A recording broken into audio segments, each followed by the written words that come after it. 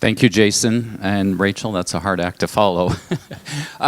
So before I get into the numbers, I just kind of want to take us along the journey. Some of you haven't been here for the last couple of years, or maybe even the last year when we did budget. But when we went into FY20, our current fiscal year, we're like, gosh, we want to grow, we want to invest. But with lack of a lot of information, what else can you do but look back on the last couple of years? And we were fortunate at Salt House, our first 2 years, to do real well. And so we set our budget, said, okay, let's trust in God. And so for our all-up giving number this year, we set $236,000 as our budget, adding in our rental income, parsonage income as well. We're about $315,000 for the full year. From an expense perspective, we wanted to be responsible, and we kept it about the same. So net, we weren't expecting to bring in a lot of operating income, but at the same time, we wanted to make sure that we were, aspiring as we continue to grow. And then, as you know, last month, as a congregation, we had voted to have some incremental spending to support some of the work, with Pastor Ryan joining us, Jason taking on some additional hours. And so we as a community said, yes, let's do it. Let's go for it. We believe it. I've seen a lot of great things going on with the programs. I don't know how many of you are participating in it, but we want to continue to drive that. And so the reason I bring this up is as we look at the Q1 numbers, we're not meeting our goals. And part of that is because the last couple of years we had special one-time gifts. And what I mean by that is, a large amount of money came in. It wasn't expected to be recurring. And so, you can't really plan for it. You can budget for it, and it is what it is. So I wanted to be transparent. If you didn't get this pamphlet when you walked in, there's some on the table. It's going to be a reminder of different ways to give, but more importantly, as you open it up, there's also going to be a snapshot of our income and expense. As we said, we're going to monitor how we go through this fiscal year, and so each month this will be available with the new numbers. I'm not going to be talking about it, but I want to encourage you to look at it, follow it. The other thing I want to talk about, I work at Microsoft, and October is the month of giving. I love that because it's an opportunity for us as employees to get out in the community and either volunteer or give to causes that are close to us. I also give to Salt House, and I made the decision this year to continue to give more to Salt House, because when I look at the opportunities to give to other programs, whether it's my university, etc., I also want to look at the impact. And I've seen some big impact that Salt House is doing, whether it's with homelessness, whether it's with the investments we're making with additional staff to help Rachel out. So I encourage you as well, as you think, especially as we get into the holidays and we want to be generous, think about how we can do that every month, not just one time a year. So with that said, if you wanted to go to the first slide.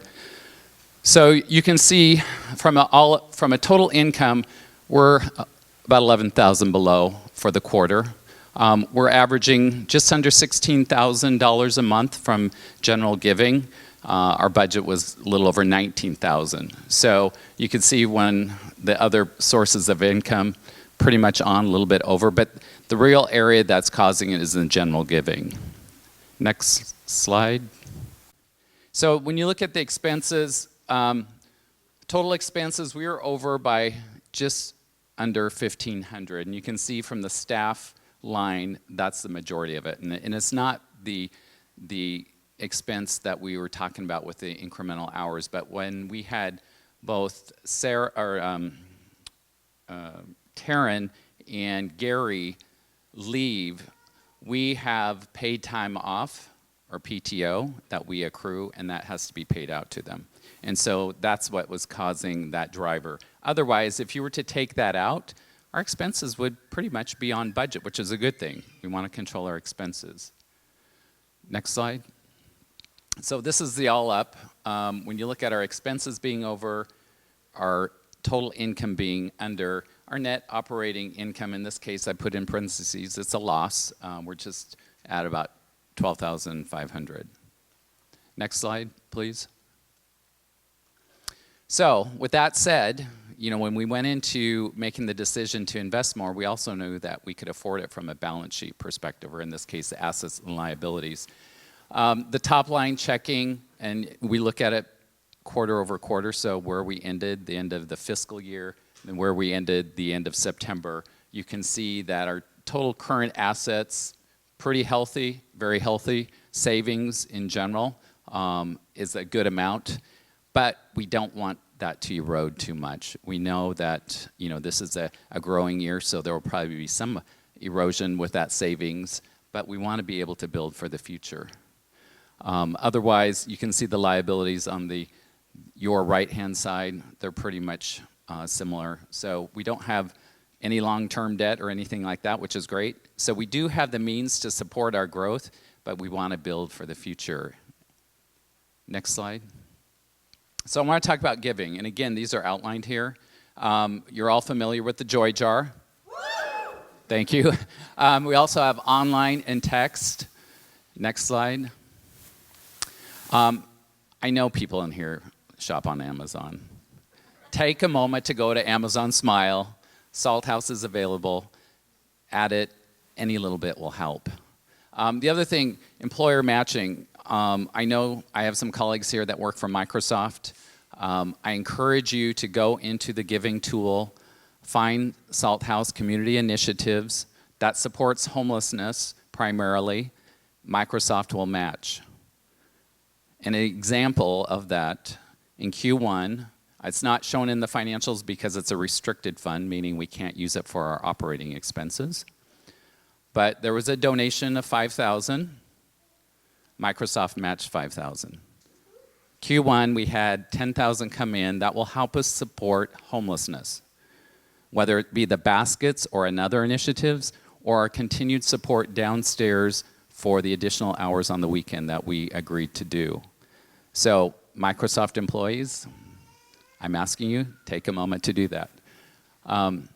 So again, those are going to be in here for you to take with you. My email address is also in there if you have any asks, or feel free to reach out to me in person or send me an email.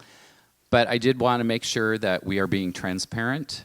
This is a journey we all are on. I'm excited, and we just need to stay focused on what we are trying to do here. And I thank you in advance for thinking about what does it mean to be generous to Salt House. Thank you.